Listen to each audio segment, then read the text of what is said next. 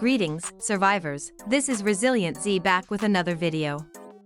As you all know, Generation 24 heroes have just been released in the live game, so today's video will be all about them.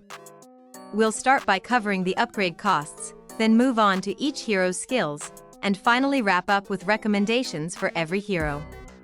Please note there won't be any battle tests in this video.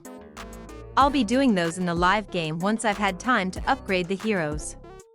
Without further ado, let's dive straight into it. Before diving into the details, I must tell you that this video contains information from the PTR server. Features shown in this video may or may not be added to the live server, or may be different if they already exist in the game. First, let's talk about the upgrade costs. Each Generation 24 hero requires 4,680 completion potions and 612 completion capsules to fully upgrade, including location and enhancements. This cost is the same as all hero generations up to Generation 13. However, please note that the chart you see on your screen does not include the cost of upgrading skills. Here's the cost of skill upgrades. Each Generation 24 hero has 3 skills, and each skill requires 5,600 completion potions, or 560 completion capsules, or 560 gold fragments to reach level 9. Keep in mind, you don't need all 3 items, you only need one type, and you can choose which resource to use for upgrading.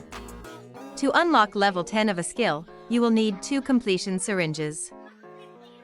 Now let's talk about the hero's skills and recommendations one by one, starting with Zahra. Her first skill, Ritual of Ash, deals damage each turn and lowers the defense of enemies, which means your team's attacks will hit harder as the battle goes on.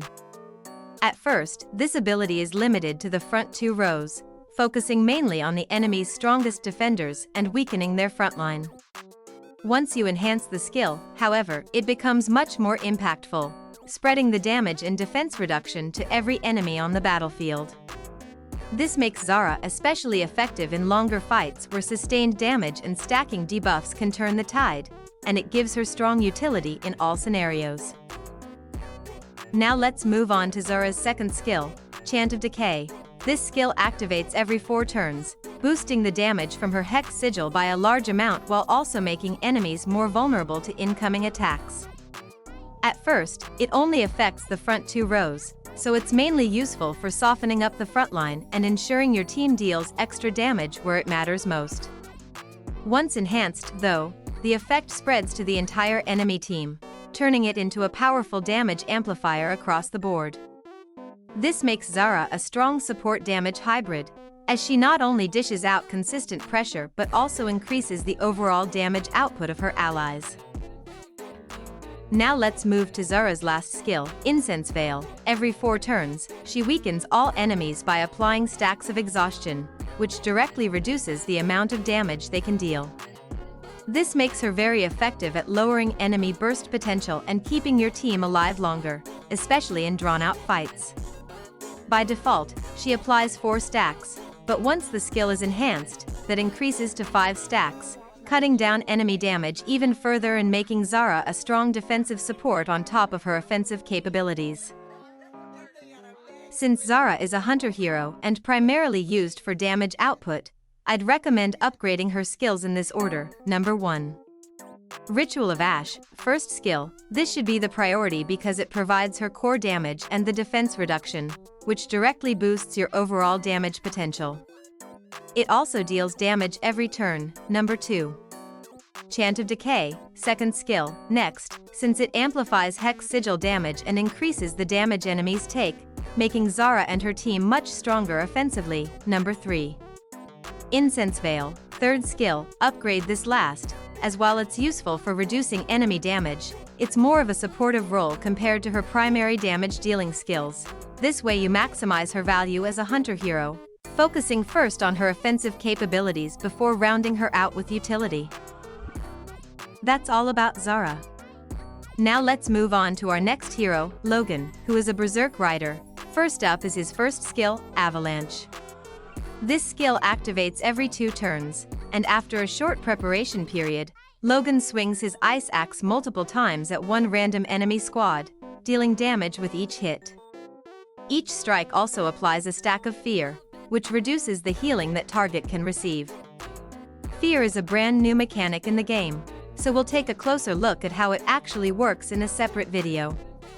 After enhancement, Avalanche becomes even stronger as Logan swings his axe 6 times instead of 5, increasing both his damage output and the number of fear stacks he can apply to the enemy.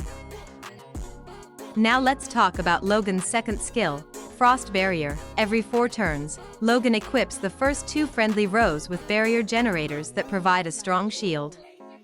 This shield not only absorbs damage but also has a special effect. Whenever it's hit by an enemy's base attack, it applies a stack of freeze to that enemy. Freeze lowers their defense, making them much easier for your team to break down. This makes the skill valuable for both protection and weakening opponents at the same time. After enhancement, the ability becomes even stronger, as Logan equips all friendly rows with barrier generators instead of just the first 2, giving your entire formation both defensive coverage and the freeze debuff against attackers. Now finally, let's talk about Logan's last skill, Talon of Winter. With this skill, Logan summons his snowy owl to strike the enemy. The owl's damage scales based on how many stacks of Enfeeble, Fear, or Freeze are applied, turning enemy debuffs directly into extra damage.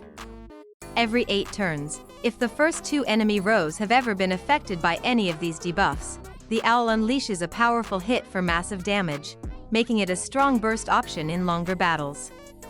After enhancement, the skill is no longer limited to just the first 2 rows. The owl can deal damage based on stacks applied to any enemy squad, greatly increasing its overall impact and synergy with debuff-heavy lineups. Since Logan is a rider hero and falls under the Berserk style category, his main role is direct damage. Here's the order I'd recommend for upgrading his skills. Number 1. Avalanche, first skill. This is his main damage source, hitting a random enemy squad multiple times and stacking fear.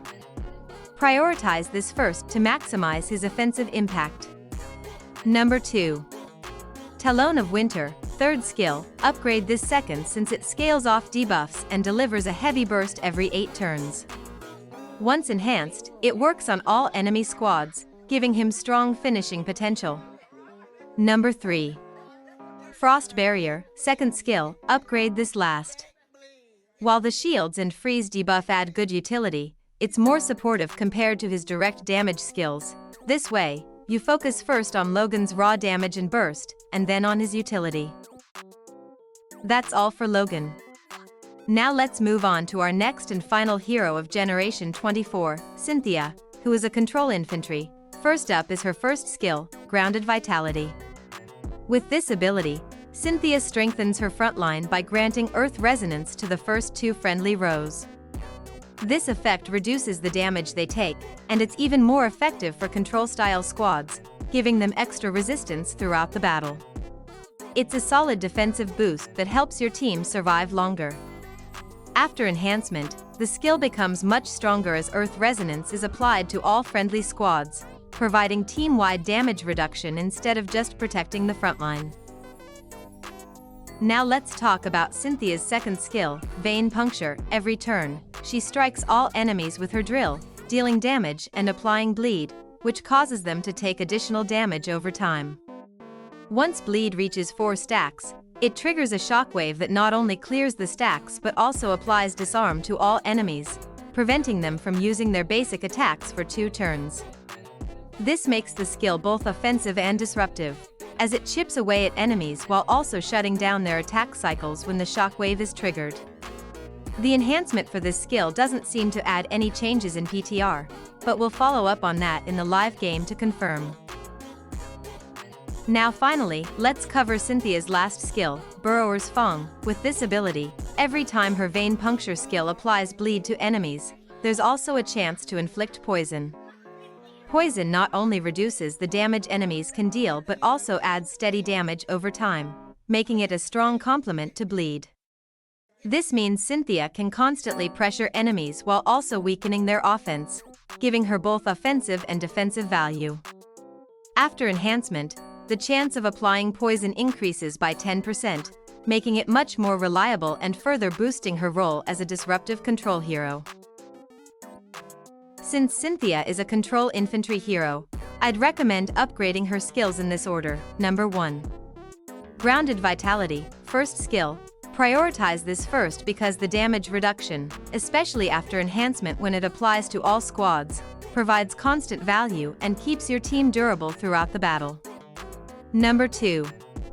Vein Puncture, second skill. Upgrade this second as it deals consistent damage with bleed and, more importantly, can trigger disarm to disrupt all enemies for 2 turns. Number 3. Burrower's Fung, third skill. Leave this for last since poison is chance-based and more of a supporting effect compared to her main defensive and control abilities. This order ensures Cynthia delivers strong protection and control first, with poison acting as an extra layer of pressure later. That's it for this video. I really hope you found it helpful and informative. Please note that all the recommendations shared here are based on my personal opinions and experience from initial PTR testing. If you enjoy my content, don't forget to like the video, share it with your allies, and subscribe to the channel. Thanks for watching, and thank you for your continuous support.